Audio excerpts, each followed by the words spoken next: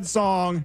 Now the only thing left is to turn this thing around, baby, as your Minnesota Timberwolves look to bounce back against the Steph Curry-less Warriors in Game 2 of this Western Conference semifinal matchup right here at the Target Center. Tip-off is around 7:30 p.m., and as always, you can hear every bit of action right here on 100.3 FM, KFAN, or on the free iHeartRadio app. In the meantime, you've been cordially invited to the pregame party presented by Youngstedts, the auto service master. Book your service appointment today at youngstedts.com. Max Fuller here alongside Dr. Parker Fox the Fifth. And Parker, I mean, we can only go up from here after what we saw in Game 1, right? Up is the only way to go. And hopefully we get some more three-pointers up, and hopefully they go in. There's that little orange circle that we got to try to make it in. We didn't do that well in Game 1. We're going to do it better tonight, Max. It was just, I mean, we've all been watching the shooting slump, but then when you like dig into some of the stats, it makes it kind of even more unbelievable. I read that 50% of those three-pointers that we missed were wide open shots, Parker. I mean, sometimes it just isn't falling in. It's not any the Warriors defense is one to be reckoned with, no doubt, but that wasn't what the case was in Game 1, was it? I mean, you don't want to take away too much from them. I'm not going to say it's not a factor at all. No, you're right. You don't want to take away too much from this Warriors team.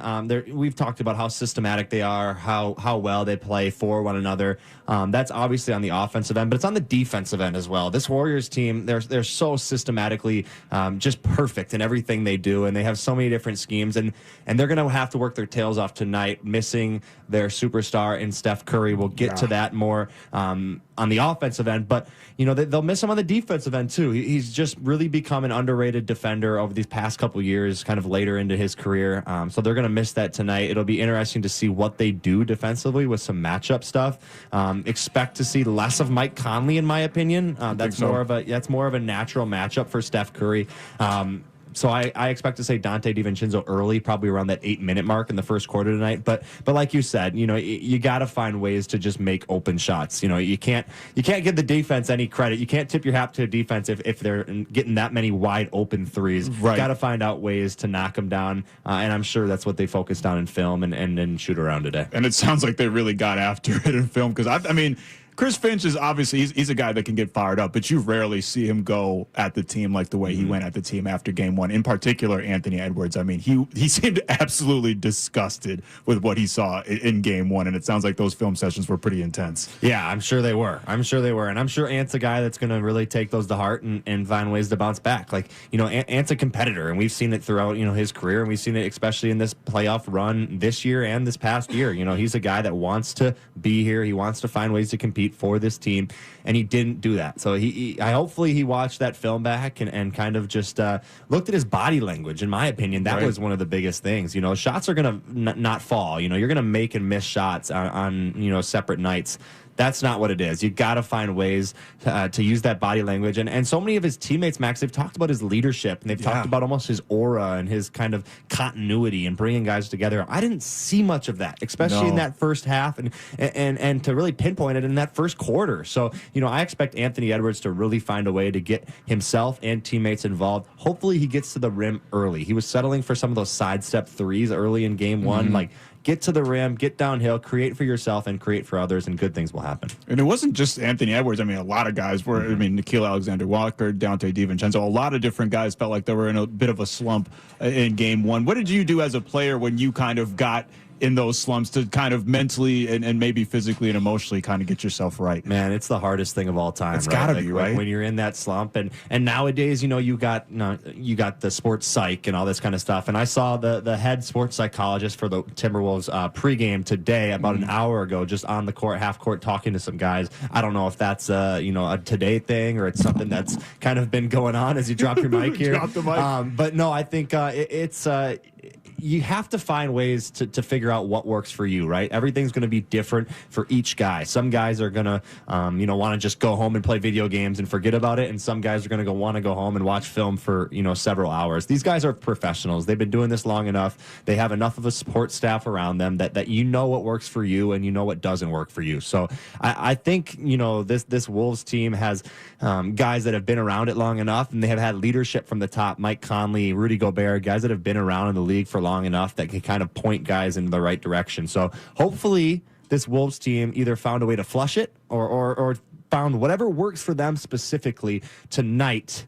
Going into game 2, Max, down 1-0. Hopefully they figured out what works for them and they're able to kind of clear their minds and just play. When you're playing basketball, worried about what's going to happen, worried about what's next, it's not the right way to play. So hopefully they were able to flush that and move on to game 2 tonight. And earlier in the season, I might have been worried about this Wolves team coming off of that game 1 loss, but I think they showed us so much resiliency and emotional maturity in that first series against the Lakers, especially bouncing back and it seemed almost an identical game to that game 2 loss, the way it went down for the Minnesota Timberwolves. So I expect them to bounce back in a huge way. And obviously that's going to start with Anthony Edwards, like we were talking about earlier. It's obvious. I think it's important just in general that the Wolves come out hot and come off to a hot start, considering the way that they played most of the game in game 1. But Anthony Edwards in particular, he's got to just come out with that kind of knockout punch right out of the gate, right? Yeah, he certainly does. And, without Steph Curry out for a couple games here, this Warriors team is really going to try to muck things up. They're going to try to make it dirty. They're going to try to, and I'm not saying cheat, but they're going to try to make it physical. Right. They're going to slow things down. They're going to take their time in the half court. They're not going to look to push and have stupid turnovers and transitions. So you have to recognize that, and then you have to try to find a way to kind of riverside that and do it yourself, right? So you can't have these stupid turnovers and transitions like we did in game 1. You can't have these sloppy play. Like, if the team you're playing against is going to really make sure that they're slowing things down and taking care of the ball, you have to do the same thing. But also you got to try to make them pay, right? You got to try to make them pay for playing slow. If this is a 80 to 90 type of game, it favors the Warriors tonight. Like, you got to find ways to put the ball in the basket and put points on the board early. And that's something the Wolves just didn't do in game 1. Under 100 points, 16 turnovers. Obviously, we know about the three-point shooting woes. Is there anything we talked about it a little bit earlier, just kind of what the Wolves' miscues were, but what is it about this Warriors defense? Because they've been stout since Jimmy Butler's got there. What is it about this Warriors defense that makes them particularly tough to score on? Yeah, I mean, they're anchored inside by Draymond Green, right? And when you have a guy like Draymond who's done this long enough that is as vocal as he is, especially on the defensive side of the ball, if you're watching the game tonight, watch the way Draymond points around, gets guys in the right position. They're just so systematically sound, and we've talked about this enough. But that's what happens with championship teams, like with guys that have won championships, with coaches that have won championships, like Steve Kerr. Like, you have your guys ready to roll, and when you're missing a superstar tonight, somebody else has to step up. And what an opportunity for a guy like Buddy Hield or Brandon Podziemski or somebody on that roster that really has the opportunity to step up tonight. That random guy with the mustache. Exactly. Like, Pat Spencer, the lacrosse player himself. Who's Don Mitchell's nephew, by the way. Really? Yeah, wow. I would have known that. I was in the kitchen. I was like, who the hell is this guy? She's like, that's my nephew. I'm like, oh, he played great last night. She's claiming him for sure, especially after the 2 nights ago. But yeah, defensively, somebody got to step up on our end as well, and I think Rudy Gobert inside could be a key piece. I think we see more of Kevon Looney tonight, just with some of the size matchups and with missing a player like Steph Curry. The Warriors don't have a deep bench. No, they have some guys they can go to. We mentioned Pat Spencer, Jonathan Kuminga. 12 different guys played in the last game. 9 different guys scored. Now, obviously, part of that is them being up, a significant amount for most of that game, but also part of that is just Steve Kerr adjusting on the fly for Steph Curry's injury. Yeah, there's no doubt about that. But I think, like we mentioned earlier, the defensive side of the ball is going to be the focus for the Warriors tonight. They're going to try to make things difficult for this Wolves team, but Wolves got to find a way to sit down and just make some three-point shots. I think that's where it starts tonight. Yeah, that starts and stops. I mean, that's been a huge recipe for their success throughout the regular season in general. They were top 5 in three-pointers made, top 5 in three-point percentage. Obviously, Anthony Edwards came down to the wire there in the 82nd game, but was the three-point makes leader in the regular season. So obviously, when you take that element away, it's going to make it really tough for them to win games. Oh, it definitely is. I think the three-point ball is so prevalent in the game, nowadays, and we saw. I mean, it's haunting Boston right now. Oh, it certainly is. And the guy that we're not playing tonight, but the guy on the other sideline, he's the one that really kind of created this prevalence when it comes to the three-point ball and the importance of it. It changes games, makes or misses, and we're seeing it throughout the postseason across the NBA. So I expect this Wolves team to be dialed into that, but you can't try to force something, right?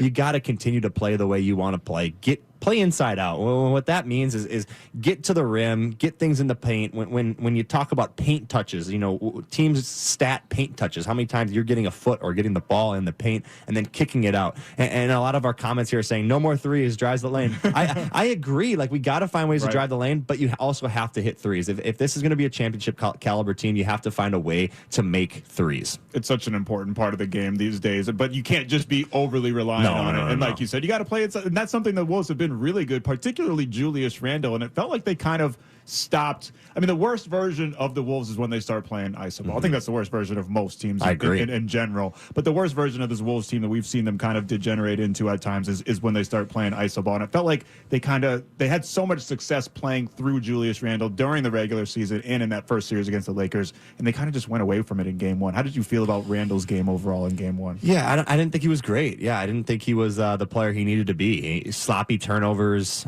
just some of his behavior on the court I didn't love. Like, I want to see a motivated Julius Randle. I want to see a guy put his shoulder down and get to the free throw line. I don't think he did that well in game one. Right. And then I think the most important thing was some of his just carelessness with the ball, some of the turnovers and just some of the sloppy plays. Like, that's when you're not taking a team as serious as you need to take them, and I thought that was evident in game one. It comes back to bite you, and I think Julius he's a leader on this team. He's a guy that guys are going to follow. You got to come out and you got to set the tone early, especially tonight when there's going to be some mismatches in your favor. Like, Draymond is going to have to guard him a little bit, but he's also going to have to guard Rudy. So when he's guarding Rudy and when they're small, that favors Julius Randle. And like you said earlier, I mean, that's just something. This may be something you could get Draymond in a little bit of foul trouble. Try to take him out of the game mentally, because he's obviously, especially with Steph not on the court, he's their leader, no doubt. 100%. Jimmy Butler is obviously going to be a key figure no matter what, whether Steph's playing or not. But Draymond Green is the emotional driving force of that team. And if you can get him out of it, I feel like you can kind of just discombobulate this team that's already down a superstar. And we didn't see any of the Draymond antics in game one, really. No. The only one was when he kind of hugged Ant on that and one in the second quarter. I mean, the second half, that was the really only kind of antics that we saw from Draymond.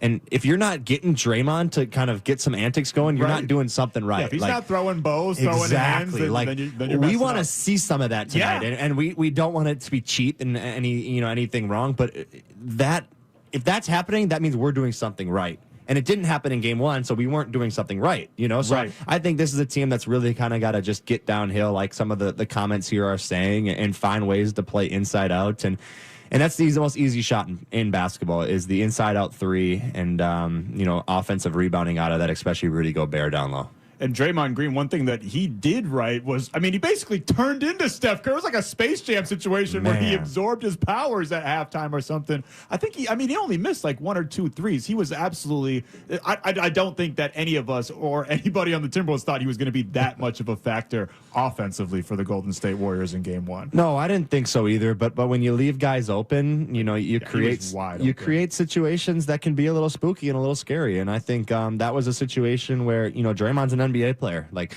if he's catching the ball just with his feet set, ready to shoot, he's going to make shots. He was 4 for 10 from three. From the field, from three, 4 for 10 from three. He led the team in 3-point attempts for the Warriors. I expect to kind of see a little bit of the same. I think the defensive intensity needs to kind of step up for the Wolves.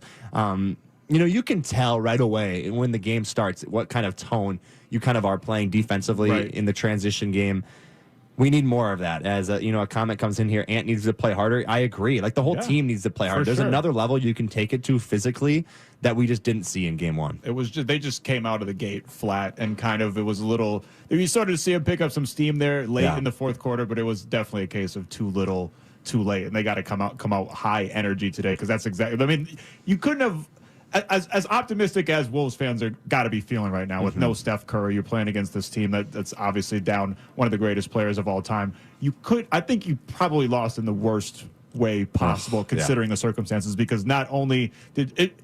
This team in general, even when Steph Curry's not playing this, it's not a heliocentric team. It's not like a James Harden Rockets where the whole thing revolves around Steph Curry. This thing is almost a Bill Belichick-esque next man up kind of operation, and it's not going to only surround around Jimmy or around Draymond Green, but like everyone got theirs in game one, so they got to be coming in feeling, extra confident against these Wolves. Yeah, I've seen a lot of Wolves fans, especially on the X machine, kind of getting excited about no Steph Curry, and that's great. right? Like he's one of the best ever. I think he's the best point guard of all time, and it favors us. But that almost adds more pressure on the Wolves, don't you? 100% does, and it adds more fuel to the fire for this Warriors team. And this is a Warriors team like we've talked about, at end here about how great they are, especially playing within a system.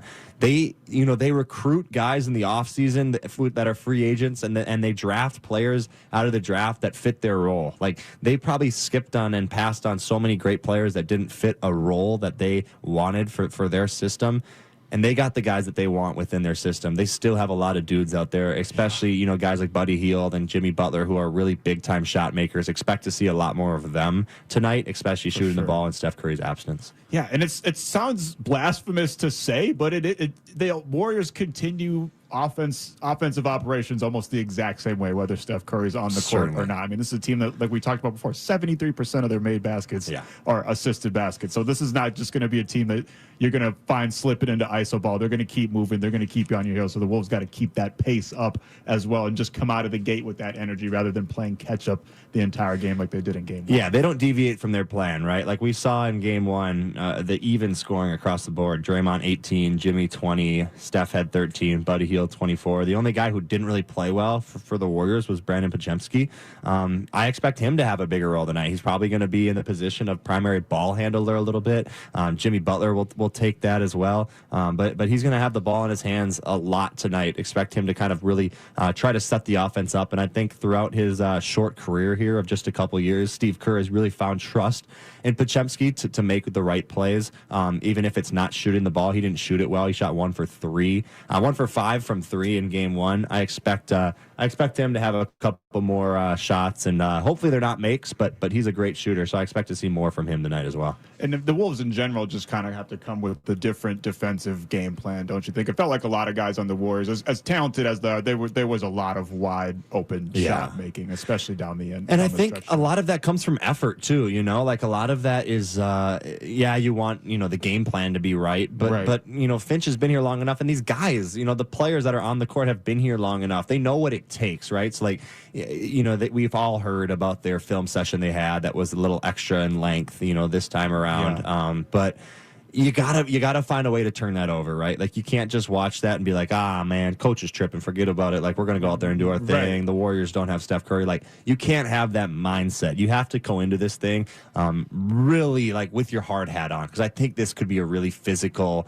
battle tonight. Do you remember like any particular? Like, is there one specific like film session that sticks out in your brain that was that you were like, geez, all right, I got to play my ass off because coach just really laid into it? Oh, yeah. Back at Northern before I came to Minnesota, we used to play back-to-back games, and I remember losing one on a Friday night, and we had a Saturday game, and it was just like it was a nightmare of a defensive effort.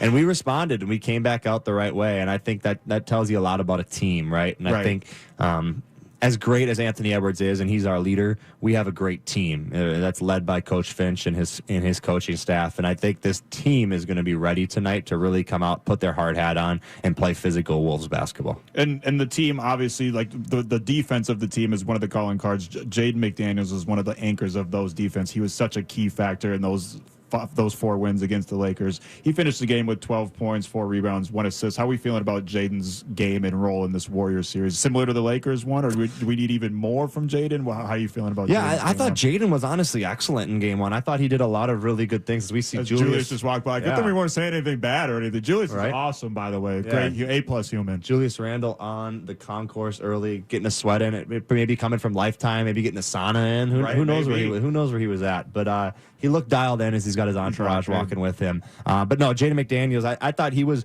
one of the players in the first quarter that was doing some good things. He was getting to the rim. He was making his little patented floater shot that he continues to make throughout his career. He played 38 minutes, was 6 for 12 from the field for 12 points. Like that's a solid Jaden game. Like there's levels of Jaden's game that we've seen. Like he can take it to another level and have a 30-point game. But I think his role changes in this series a little bit without Steph Curry. I think we obviously had him on Steph Curry in game one. Now we're going to figure out where he moves next. Does he move to Jimmy Butler? Does he move to a Buddy Hield or a Brandon Pajemski? Who do you want to see him on? I would love to see him on Jimmy Butler, especially early. I think this game, really revolves around the way Jimmy Butler plays. Now, I'm not saying Jimmy needs to have 40 points for this Warriors team to win, but the way Jimmy kind of approaches games and the way he can kind of set up and create for others, it's kind of a matchup, kind of tricky situation for the Wolves because you don't know who to guard him with. Like, you would love to put an Ant on him, but do you want to use all that energy from Ant on the defensive end? For sure. So and Jimmy's a master. Oh, Jimmy's a master. Drawing fouls and all that. So you don't want Ant to end up in foul trouble. So I hope Jaden's on him. I hope Jaden is able to kind of contain him early and then make some shots as well. Like Jaden's a guy that, from my time watching him, he understands the flow of the game enough to not force that bad shot. So he's going to take good ones, and hopefully those good ones lead to makes.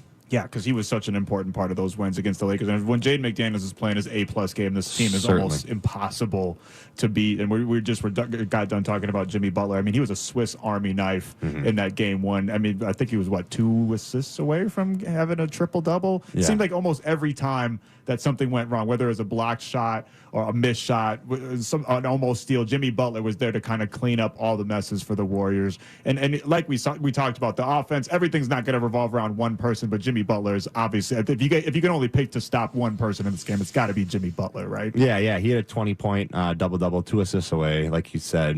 He's a focal point, and he's going to be even more of a focal point tonight. You know, I think if you watch, ESPN and you're reading all the tabloids about this game, like, there's a lot of pressure on Jimmy Butler's shoulders, and he's a guy that's had that pressure on him so many times, and they call him Playoff Jimmy for a reason. Like, right. he tends and it's to so always, real. Sometimes we call playoff people playoff whatever all the time, but the playoff Jimmy one is so real. Oh, it's so real. He plays his tail off, and I think that's something you have to find a way to match tonight. Like, you're going to see a very physical, you're going to see a very into it Jimmy Butler. We talked about all the higher seeds losing in game one of this, semifinal round. And you saw the way that Oklahoma City kind of responded last night. Like, I hope the Wolves kind of saw that and they're like, hey, that's got to be us tonight. We got to find a way to respond and really punch Golden State in the mouth. God, that would be awesome. Because Oklahoma City was on fire last night. If we could catch even a little bit of a spark like that, it should be fireworks tonight. I mean, it's been an ongoing story, Parker, kind of throughout these playoffs thus far. This is game 6, 7 of the playoffs so far? For 7 for us, yeah. And Nickeil Alexander-Walker, I think he's 0 for 6 now at this point. He's really been struggling. If you're Chris Finch, Nickeil Alexander-Walker has been amazing for this team. This team wouldn't be where it's at without Nickeil Alexander-Walker and his contributions during the regular season. Do you have to at least kind of think about, obviously not benching him, but maybe giving some of those minutes to another guy like Jalen Clark? Yeah, we know how the roster goes in the playoffs. It gets tighter, and when guys aren't showing up, it gets even more tight. So I think if you're Nickeil Alexander-Walker, if you're given those minutes, you got to find a way to take advantage of those. And I hate when people look at the makes and the misses, right? Like, that's going to happen. But can you find a way to impact the game in another way? And Nah hasn't done that yet. And that's been the most disappointing thing for me, is we just haven't seen that fire and that passion from Nah that we've continued to see throughout his early career here for the Timberwolves. So I don't think it's a situation where Chris Finch is like, nah, forget about this guy, man. We're going somewhere else. Like, I don't think we're going to see that. We're going to see Nickeil Alexander-Walker tonight. Hopefully he's able to make an impact on the defensive end, and then let your defense transition to your offense. As the music starts to play, Parker Fox, you've been on fire with your predictions for the most part. I got at least part of it right. I got the under 100 part. I wasn't expecting the Wolves to be the ones under 100, but you've been the one that's been on fire with the predictions. Give the people. Yeah, I think we're going to see more of the same tonight. Under 100, I think it's going to be a situation where the Warriors just don't have enough offensive firepower. I got the Warriors scoring 92, and I got the Wolves right at 100. Ooh, I like that. I'm going to go with Wolves. I'm going to say like 120. Okay. We catching fire like those Oklahoma City caught fire last night. And I'm going to say, the Warriors about like 95. We're going to put a hurting on them. We're putting belts to butts tonight. I like it. And we're going to be hooty-hooing after the game as me and Parker will rejoin you for Howling with the Homies. Win or lose following game 2, which you can hear right here on FM 100.3 KFAN. Tip-off is around 7:30. We're going to pass it off to Cal Soderquist, Al Horton, and the rest of the Wolves Radio Network crew. We'll holla at you after the game. Peace.